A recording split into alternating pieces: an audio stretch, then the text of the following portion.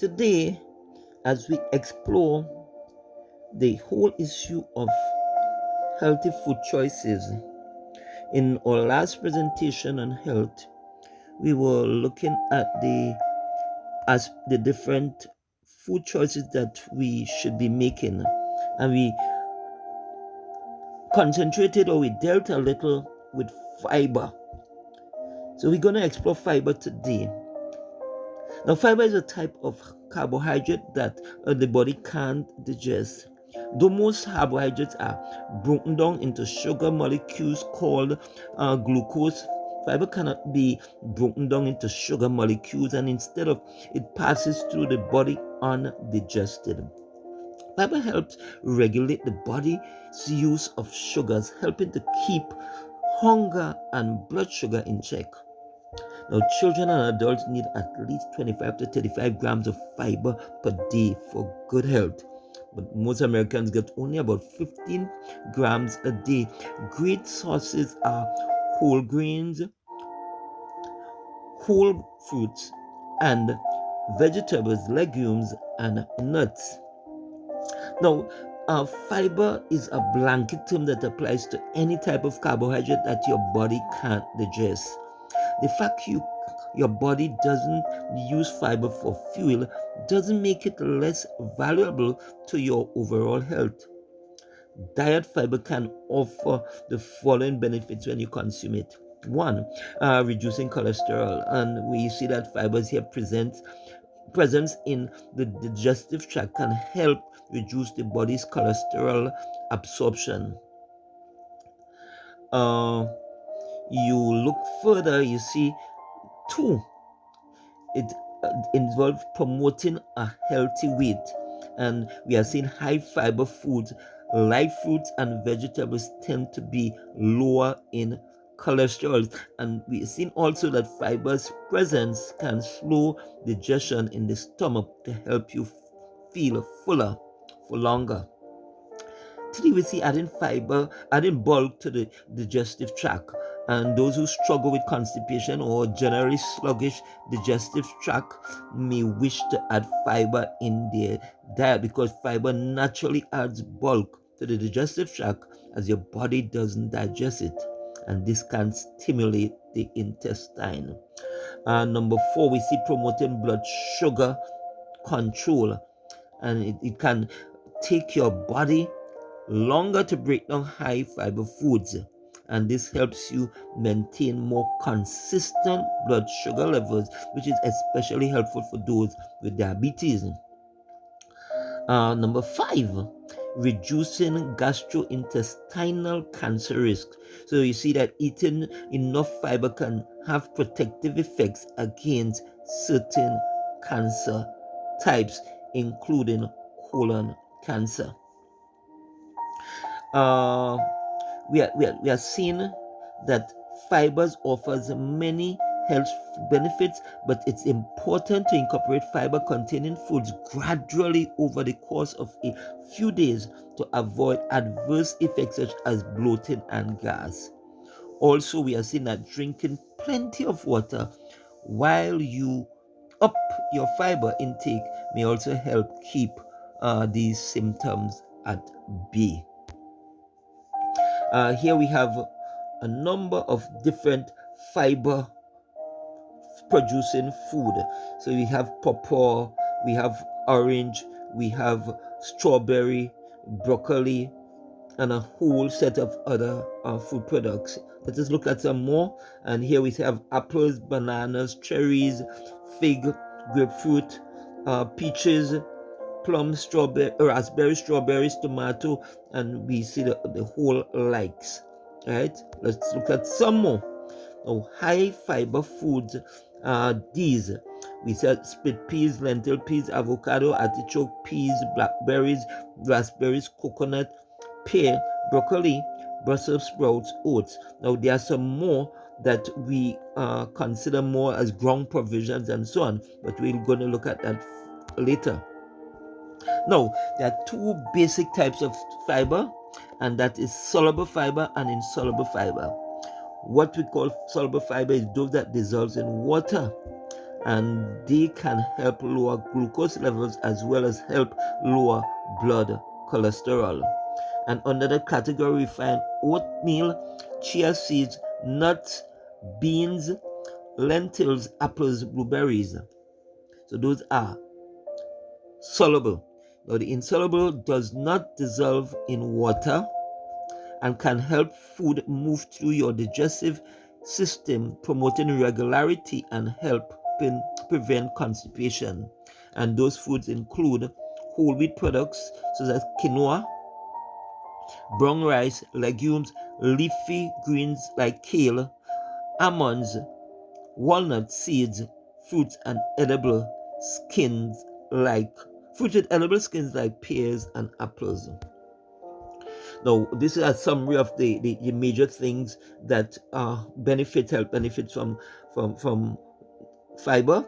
So, one, control blood sugar levels. Two, lowering cholesterol and triglyceride levels.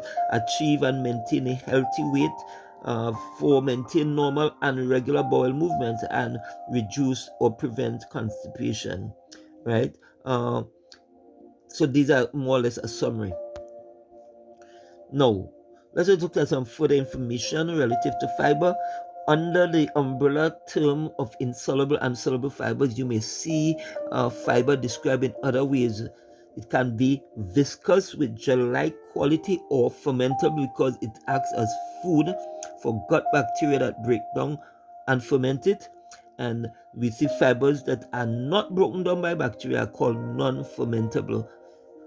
And they travel intact to the colon and can add bulk, weight to the stool, so it is easier to pass. These properties offer health benefits such as slowing down digestion, delaying blood sugar rises after meals, promoting healthy colonies for bacteria, or having a laxative effect. We see additionally there are many subtypes of soluble and insoluble fibers, some of which occur naturally in plant foods and others that are synthetically made. So what we see, the National Academy of Medicine defines fiber as dietary fibers, that is non-digestible fibers and lignans that occur naturally in plants. And then you have two, functional fibers that are extracted from plants or synthetically made and are non-digestible with a beneficial health effect in humans. So subsequently, we see some types of fiber fall into both categories: oligosaccharides and resistant starches that may be naturally occurring or synthetically made. So they fall under the both categories. What is the bottom line, therefore? There are many types of dietary fibers that come from a range of plant foods. It's important to not hyper-focus on a particular fiber because of its specific proposed action, and as each type offers some level of health benefit. So therefore, eating a wide variety of plant foods like fruits, vegetables, whole grains, legumes, nuts, and seeds to reach the fiber recommendation of 25 to 35 grams daily best ensures reaping those benefits. So here are some tips for increasing fiber intake. 1. Eat whole grains instead of drinking fruit juices. 2. Replace white rice, bread, and pasta with minimally processed brown rice and other whole grains like barley, millet, amaranth, farro. Then we see add high fiber foods to current meals. So we see adding 1 to 2 tablespoons of almonds, ground flax seeds, or chia seeds to cereals, diced vegetables to casseroles, stir fried dishes and soups, etc. And then we see for breakfast, choose cereals that have a whole grain as their first ingredient. Another tip is to look at the nutrition facts label and choose cereals with 20% or higher of the daily value for fiber. And we are seeing that snacks or crunchy raw vegetables, or a handful of almonds instead of chips and crackers. And we should substitute beans or legumes for meat 2 or 3 times a week in Chilean soups. And we are saying here, if it is difficult to eat enough fiber through food, a fiber supplement such as psyllium or methylcellulose powders or wafers can be used, and they can help to bulk and soften stools so it's easier to pass. Now, what we are saying is that fiber supplements are not intended to completely replace high fiber foods. And here are some high fiber foods. We have the plantain, we have both green and ripe, we have banana, and we have all these different seeds, grains, and nuts, right? And we have the kiwi. We have a combination of all these seeds, grains, and nuts, right? Very important. And here we have what we consider to be ground provision, especially in the Caribbean and in African countries, and I guess in the tropical countries basically. So you find sweet potato, yams, tania. Those are some of the products here. We have also the cassava. We have it cooked and uncooked, right? We also have sweet potato. Lovely sweet potato, and this is only one variety of sweet potato, because sweet potato come in several varieties. And we have, this is the tania. All these are ground provisions grown in the Caribbean and in a lot of tropical countries. And we have yam.